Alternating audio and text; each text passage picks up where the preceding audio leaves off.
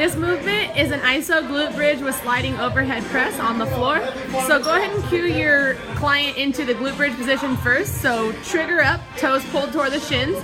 Draw the heels back toward your glutes so that the heels are sitting right underneath the knees.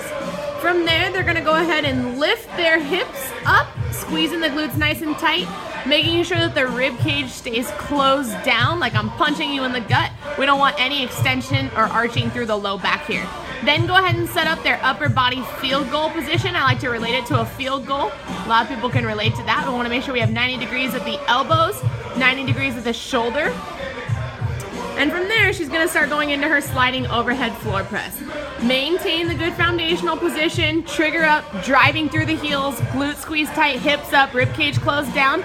And up here, we wanna think about keeping the elbows, wrists, and back of the hand in contact with the ground, reaching up overhead as far as we can control that movement and coming back down. Common compensations that you're gonna see here are lack of foundational support. So the toes coming down, not driving through the heels, letting the hips sag, not being fully extended, or being fully extended but extending through the low back, arching that low back rather than extending through the hips.